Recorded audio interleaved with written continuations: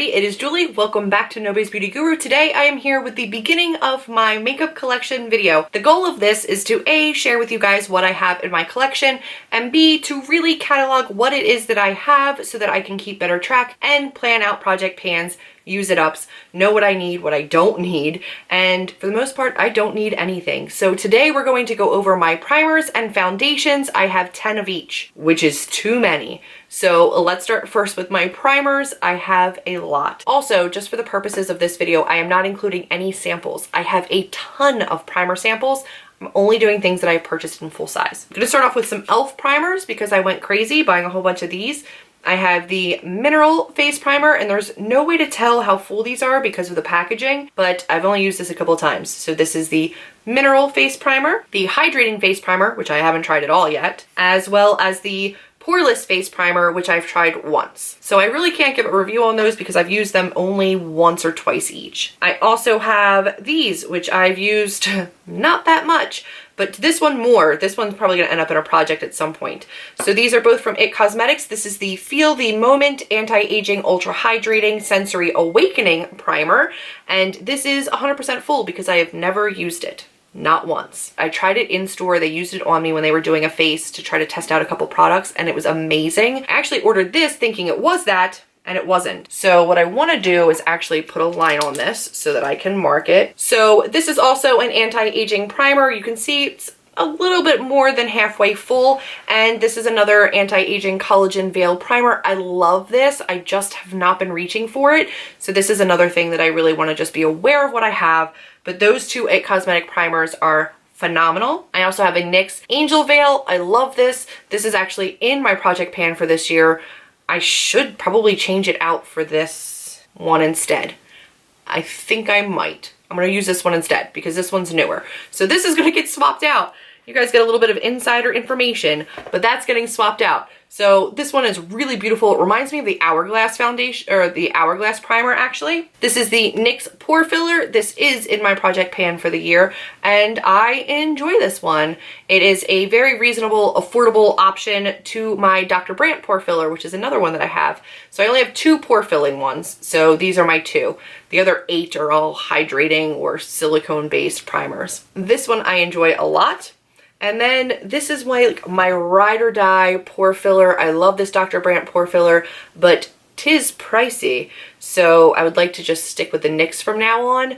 But again, those are things that I need to just start using up. I also have the Too Faced Hangover RX. This one I didn't love the first couple times I tried it, but then I've tried it in the winter and I really like it in the winter as opposed to the summer. I do love the finish that this gives you. So I am excited to have this. And then finally is my Backlight Priming Filter by Becca. I love this primer, but it is very dewy, very, very kind of like glistening and J-Lo-y and gorgeous. But I've had samples of this. I've had a sample of this that I love so much I bought it in full size, but I still have samples of this. So I've never actually used this.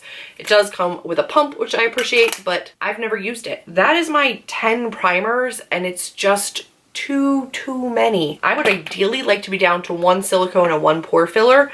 So I'm at 10 and I'd like to be at 2. Now I'm gonna get into my foundations, one of which is in my travel makeup bag and I'm too lazy to get it. So I'm just gonna show you this one.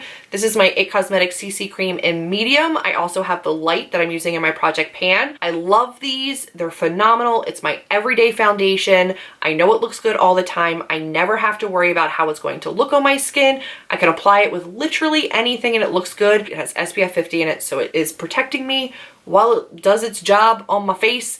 And I love it. It's my like ride or die go-to foundation, but apparently that didn't stop me from buying a ton of others. I have an Urban Decay Weightless Naked Skin. This is down here. I did mark this at one point to use in a project pan, but it is not my color. It's old. It's actually separated. You can see in here that there's chunks and it's weird and it's funky. So I'm just realizing that now as I hold this up that it's separated and strange. So this is going to get purged. So I'll be down to 9 because that needs to go in the trash. That's disgusting. I also have a brand new one. This is the e.l.f. Foundation Serum. The color match on this is not horrible, but there's next to no coverage on this. I don't know how I feel about it in the summer. Maybe I can use it. It does have SPF 25 in it, which is nice, and it's a little bit more yellow toned, so the summer might actually work better for me. Then I have two of my Born This Way. I have a winter shade, which is legitimately ivory. So light. This one I got on Haute Look, and it was just the only color that they had,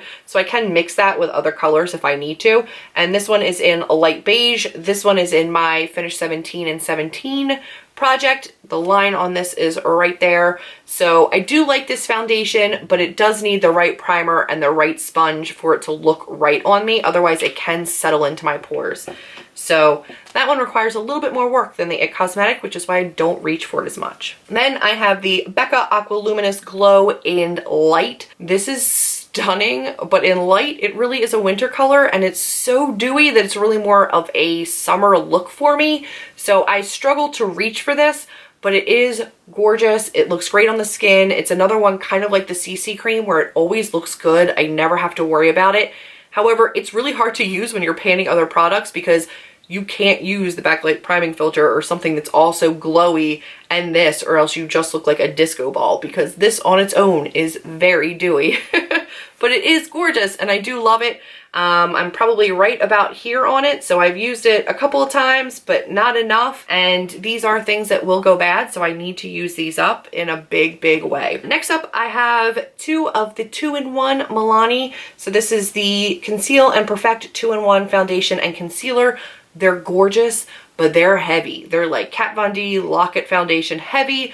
You need to use a beauty blender, you need to use the right primer, and you need to be very stingy with how much you use because a lot goes a long way. I have 01 Creamy Vanilla, which is my all year shade really, and then 05 Warm Beige, which is where I got to in the summer when I was addicted to this and I wanted to use this and I couldn't use any of my foundations but this, because I got so dark. Going through this is gonna be hard because I can only use it for a couple months, but together I can mix and match.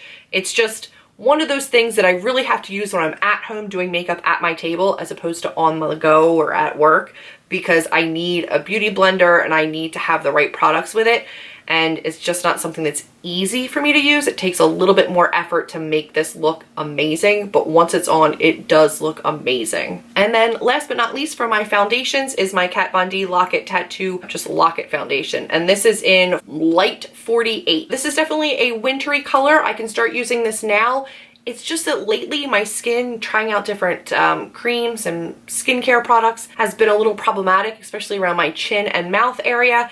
This is heavy. It's another one that I need a beauty blender with. I need the right primer with. So I don't use a beauty blender on the go. So this can really only, again, be used when I'm at home, and that makes it a little bit harder to go through. You're not going to see any progress on this. You can see on the back, it's dead full. Like, I've used this maybe 3 times, but it is gorgeous. I do love the way it looks on my skin, but I do feel it on my skin for a while until I get used to it because it is heavy. So I'm down to 9 foundations, 10 primers. I need to do better about whittling that down, but that's the first of my collection video. I hope you enjoyed it.